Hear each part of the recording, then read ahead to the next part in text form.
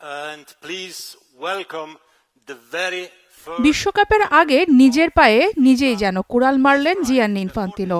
বেশ কবছর ধরেই বিশ্বকাপ আয়োজন নিয়ে যুক্তরাষ্ট্রের প্রেসিডেন্ট ডোনাল্ড ট্রাম্পের প্রতি তার প্রীতি চোখে পড়েছিল।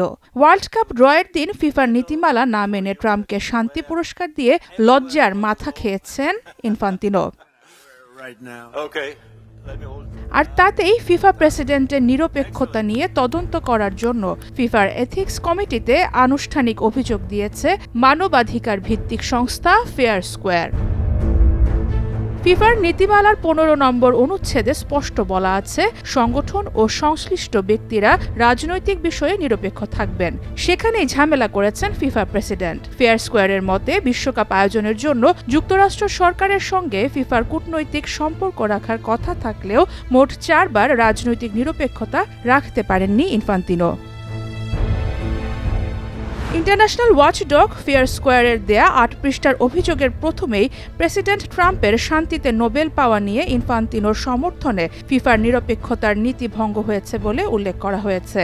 ফেয়ার স্কোয়ার বলছে, অক্টোবরে ইনফান্তিনোর সোশ্যাল মিডিয়ার পোস্টে প্রেসিডেন্ট ডোনাল্ড জে ট্রাম্প অবশ্যই নোবেল শান্তি পুরস্কার পাওয়ার যোগ্য এমন বক্তব্য ট্রাম্পের রাজনৈতিক অবস্থানকে সমর্থন এবং আন্তর্জাতিক বিতর্কিত পরিস্থিতিতে হস্তক্ষেপ করে। মিয়ামির আমেরিকা বিজনেস ফোরামে ট্রাম্পের প্রশংসা করেন ফিফা প্রেসিডেন্ট। নভেম্বরের সেই অনুষ্ঠানে ফিফা প্রেসিডেন্ট বলেছিলেন, ডোনাল্ড ট্রাম্প নির্বাচিত হবার আগে যা বলেছেন সেটা বাস্তবায়ন করছেন, তাই আমাদের তার কাজকে সমর্থন করা উচিত। এই বক্তব্যের মাধ্যমে ইনফান্তিনো ট্রাম্পের রাজনৈতিক এজেন্ডার সরাসরি সমর্থন দিয়েছেন।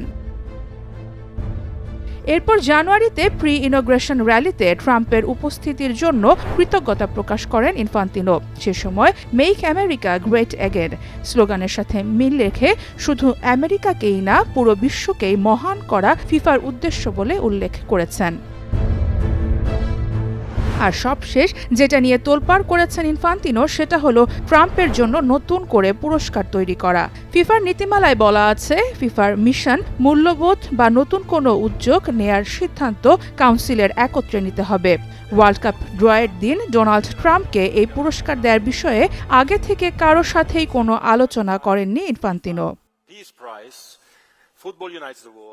ফিফা ক্লাব ওয়ার্ল্ড কাপ আর ফিফা ওয়ার্ল্ড কাপ পরপর দুটো বিশ্বকাপের আয়োজক দেশ যুক্তরাষ্ট্র হওয়ায় এই দেশের প্রেসিডেন্টের সাথে বড় একটা সময়ের জন্য আলোচনায় থাকতে হচ্ছে জিয়ান্নি ইনফান্তিনোকে। কিন্তু বিভিন্ন সময় ফিফার প্রেসিডেন্ট হয়ে সরাসরি এমন পক্ষপাতমূলক আচরণ কিংবা বক্তব্য প্রশ্নবিদ্ধ করছে ফিফাকেই। সারা মাহবুব, স্টার নিউজ।